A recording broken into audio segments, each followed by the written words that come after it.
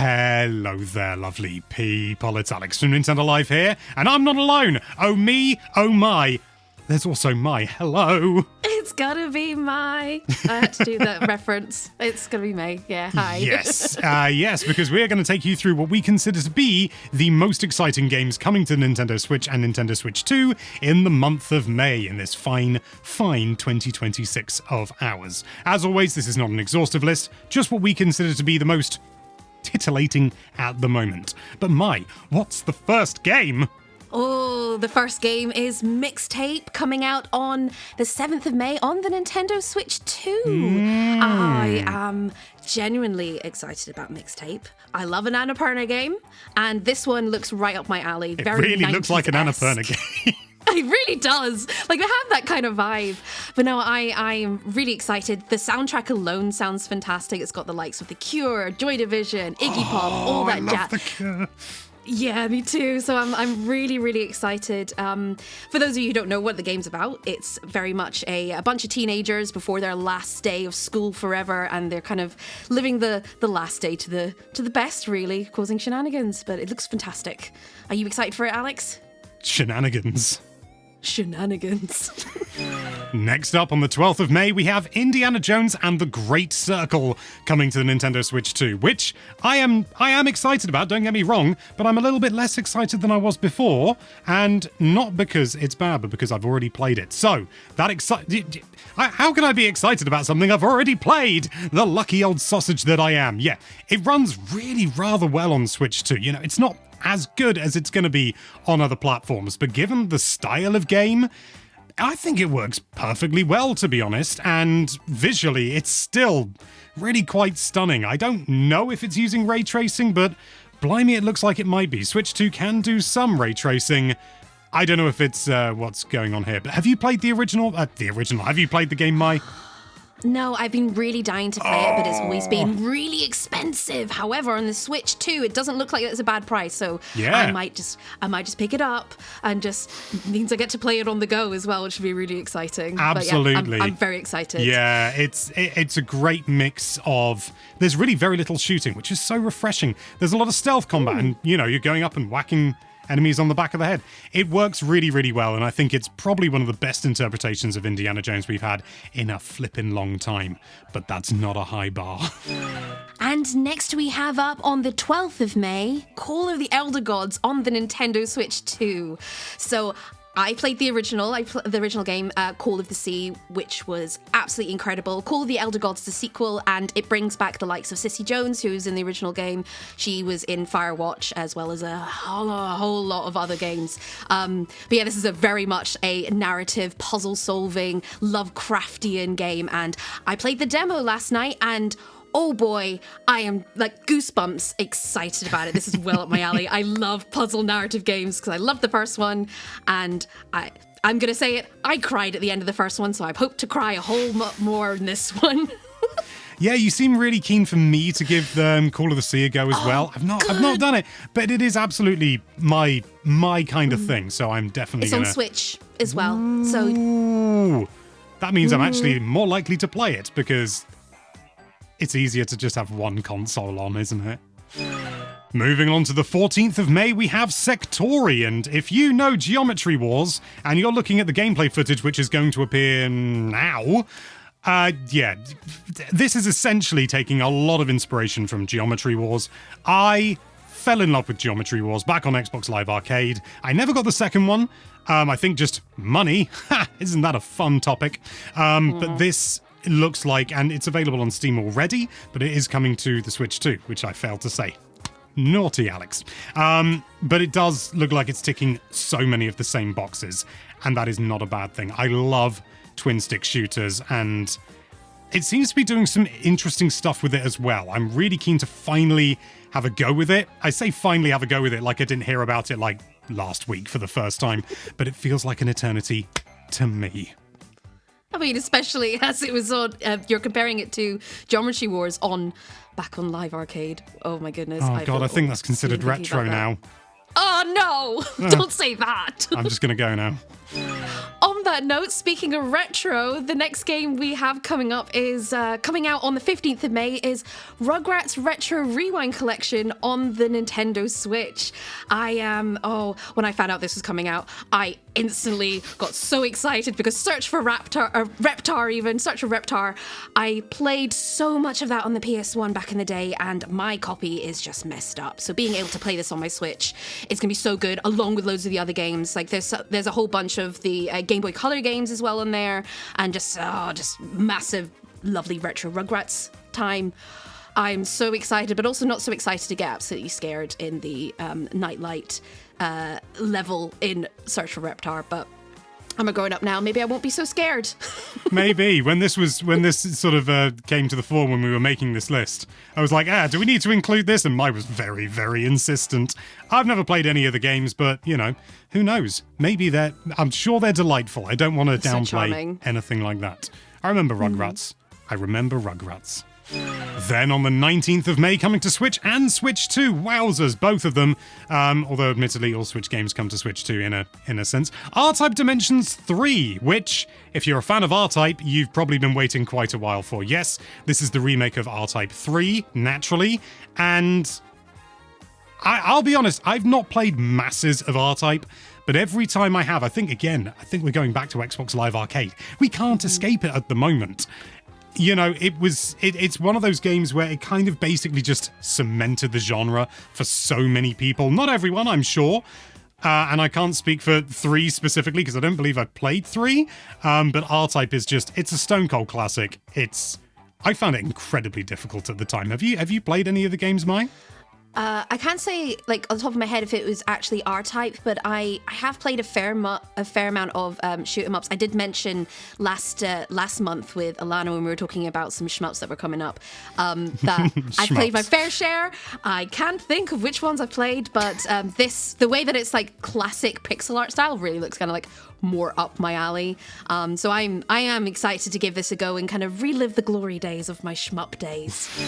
And next coming up on the 14th of May, which admittedly it should have come earlier in this video, and also it's a little bit of deja vu because we mentioned it last month because it was postponed, is Outbound on the Nintendo Switch and Switch 2.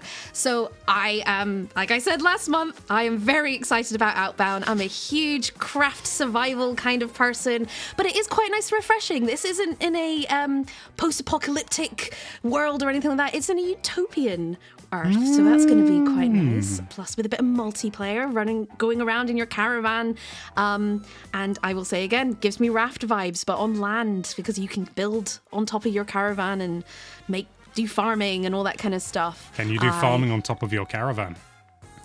That's the good question. I'm going to give it a go when I get the game myself. I definitely will. I'm going to try all sorts. I'm so genuinely excited. Let us know in the comments if you want to farm on top of a caravan. Then on the 21st of May, coming to the Nintendo Switch 1, we have Coffee Talk Tokyo, which is the Japanese sequel to Coffee Talk, or at least it's set in Tokyo. Mai, you're the one to talk about this, I'm sure. Well, coming from someone who's not really a massive visual novel person, I loved Coffee Talk, and I loved Coffee Talk 2, the Hibiscus and Butterfly, which was the sequel.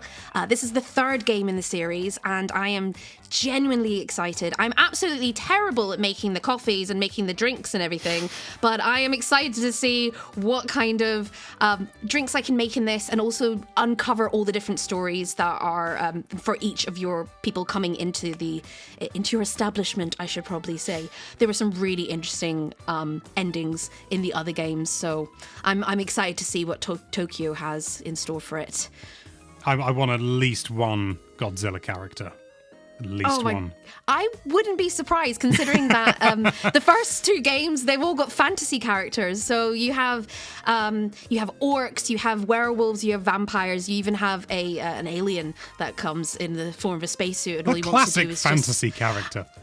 Yeah, he just comes to Earth. And aliens are fantasy. Aliens are fantasy. Fantasy isn't just elves and pixies. You know what I mean. I'm saying that for the audience, not for you. It's just gets in my craw, as the USians say. Well, let's see if there's any more kind of sci-fi in that case that will come to Tokyo. I just hope there's some kaijus involved. Let's see. On that very same 21st of May, we have Yoshi and the Mysterious Book coming to the Switch too. Now, this is something that you've already discussed with Jim, Mai, I'm well aware, and anyone who's a fan of the channel will obviously be thoroughly aware of. But personally, I am super excited about this game ever since they did that new trailer and they showed off. And I haven't read or seen the video specifically because I want to try and keep things on the down low for me. But I just like the idea of just... It's this sort of experimentation and documenting that I find really quite interesting. It reminds me in a weird way of like Tears of the Kingdom, where you just experiment with things, trying different things out. What happens when I do this? What happens when I do that? How do these two things interact? And to have that in a Yoshi game that looks gorgeous, sign me the flip up. I am so excited for Yoshi and the Mysterious Book. Let us not get into a linguistics debate. Technically, in the video, I was technically flip-flopping. neither is completely correct. You'd have to say Yoshi. Yoshi! Yeah. I'm really excited. I love the Yoshi games so much. I played all maybe but one, and which is Woolly World, and I'm a Woolly big World is old... like one of the... Well, it's not the best one, but it's one of the best. It's really good. Yeah, but it's not on Switch though, is it? No, and I don't have no. a Wii U. Yeah.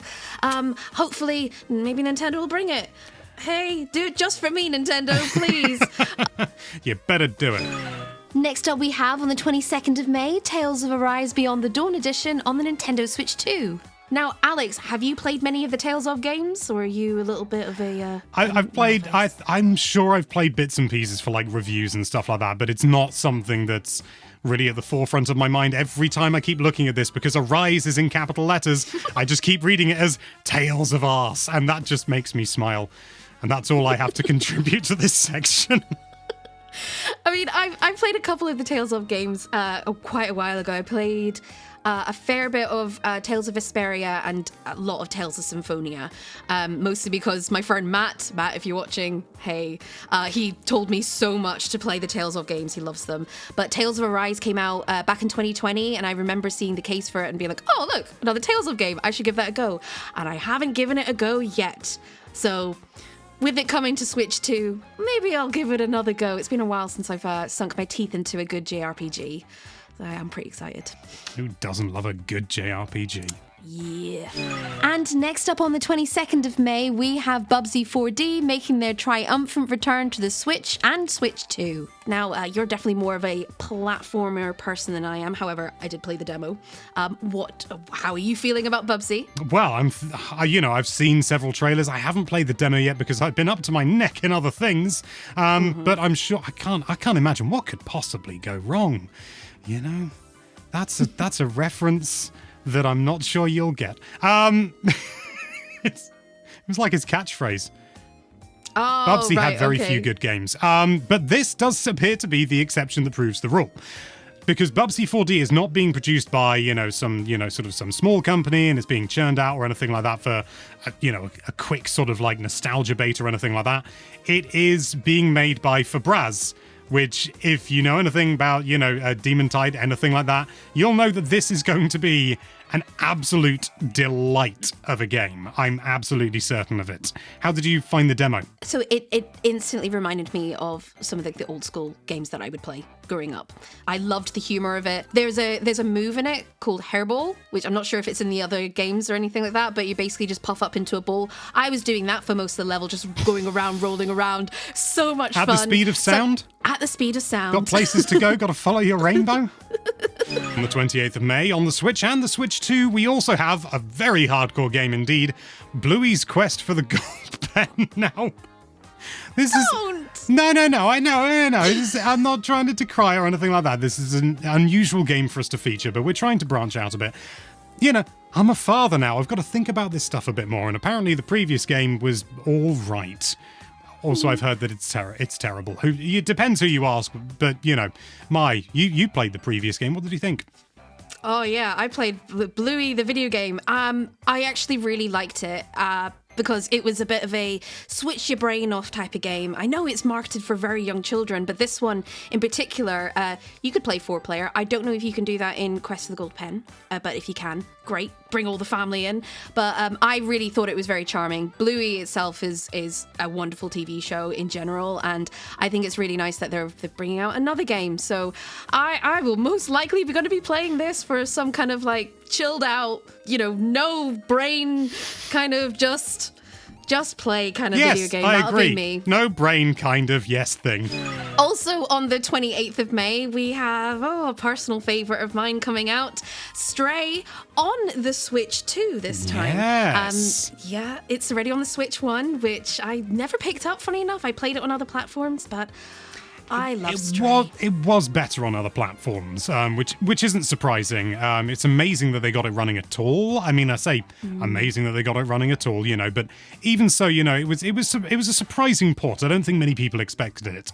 I'm really keen to see how it runs on the Switch too, because obviously, way beefier. Is it going to be more comparable to some of the other versions of the game?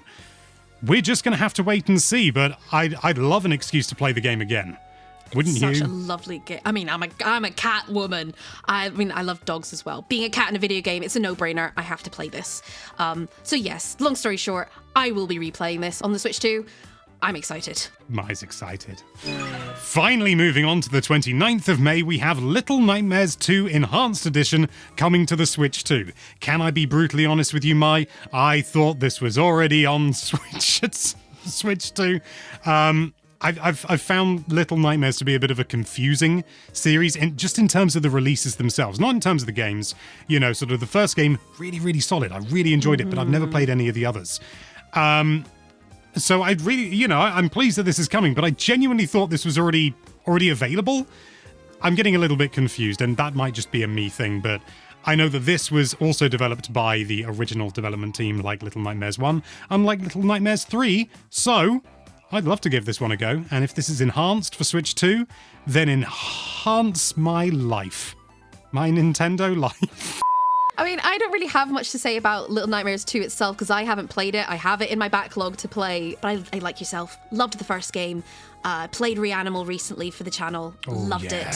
So I'm really excited to kind of properly get my teeth into Little Nightmares 2. And last but certainly not least, again, another different thing for the channel. On the 29th of May, we've got My Little Puppy coming out on the Nintendo Switch. Now, don't you snigger, Mr. Alex. Don't you dare. When you added this to the list, I was like, what is this, my dream horse game you're adding? No. But no, I remember it was in like an indie world or something, wasn't it? Yeah, it was in a recent direct, like indie direct sort of thing. And basically you play a little corgi who escapes dog heaven in order to be reunited with their owner, which really instantly gives me all dogs go to heaven vibes, which means I'm probably going to be like, But I remember you sent me a picture the other day, which made me laugh because it basically just looked like one of the owners was potentially a John Wick lookalike, because, Oh, yes, copyright. James Stem. But yes, I'm really excited for this. I don't know. I know this is probably not your kind of cup of tea, Alex, but please tell me you're going to give it a go. It looks cute. At least. I'll give it some of my attention. I've not got anything against the game. It's not really my kind of thing, I don't think. I'll stay as Madam Optimist then in that case. But anyway, those are our picks for the most exciting games coming to the Switch and Switch 2 in the month of May. Is there a game that we should have included that we didn't? Slap on the wrist, us. Let us know what it is in the comments down below, but for now, thank you so much for watching. If you like this video, then why don't you stray towards that subscribe button with My Little Puppy, and be sure to check out NintendoLife.com for all sorts of lovely Nintendo-related content. Thank you again for watching. Bye-bye.